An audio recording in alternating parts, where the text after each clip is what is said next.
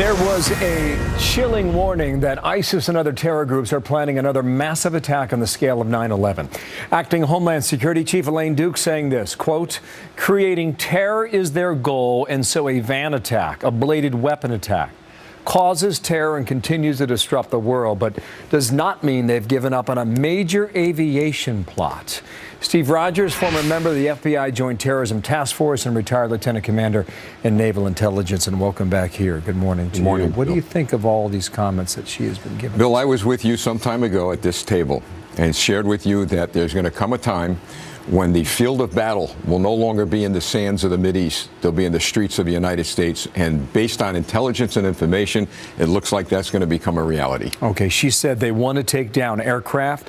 The intelligence is clear on that. You don't dispute that. I don't dispute that ever. No, I don't dispute that. I believe, and I could tell you this, since President Trump took office, he has increased the national security apparatus to intercept and collect intelligence and information. I believe with that in mind that this is accurate intelligence. She also says this, they need to keep their finances flowing, she says, and they need to keep their visibility high, and they need to keep their members engaged, so they're using small plots, and they are happy to have small plots. That goes back to a van attack, yes, or a knife attack. Are they content with that? Oh, they're not content with the low, these are called the low-tech attacks. Certainly they're causing havoc like they did in France and in London, but they want something big, and that's their major goal, to make something so catastrophic that in their eyes they're going to bring us to our knees. But let me add this. Again, I go back to this administration. I can remember when Obama administration took the tactical and strategic equipment away from the police. The President of the United States, Donald Trump, brought it back. He probably knew, based on what he was getting, that there'd come a day when we'd have to address this. In Navy intelligence, you probably are keen on when she talks about laptops as posing one of the biggest dangers to the airline industry and possibly elsewhere. Are we better off now to stop it? Oh, I believe we are. I always said that the work of the FBI, the CIA, national intelligence agencies have prevented a catastrophic attack on the scale of 9/11 up to this point in time. But keep in mind that the military, U.S. military, has defeated ISIS in the Mideast, especially taking Raqqa yesterday. Now they're going to shift a lot of their assets here.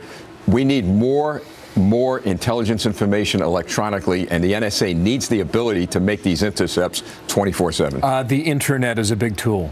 Huge tool. Do you think we've done enough to communicate with these tech companies?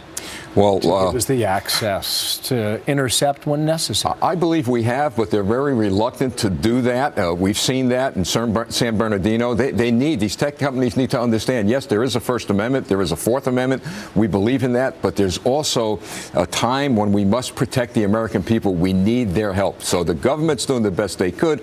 We need a little bit more help from those tech companies. Why do you mention San Bernardino on that? The cell phone. There was information, I believe, in a cell phone that the government wanted to go into. They didn't have time to get search warrants. They asked, I believe it was one company, to open up that cell phone of that terrorist. They wouldn't do it, and it was back and forth, back and forth. We don't have time for that anymore. So then what has changed since San Bernardino, if that's the access you're looking for? Well, not much right now, other than that the government probably is going to speed up search warrants as soon as they could. But again, what needs to really be changed is the attitude of a lot of these tech companies to say, look, the safety of the American people comes first. They are adaptable, and the terrorist threat is the highest it's been since 9/11. That was her warning. Last comment on that. Yes, they are adaptable, but so are we. The American people need to know that we are protected to the best of our ability. The police in this country, the military overseas, and the White House is on board. We're going to be protected. I hope you're right. Steve Rogers, thanks for coming back here. You're welcome. All right, Sandra, what's next? Bill, President Trump promising a big, beautiful border.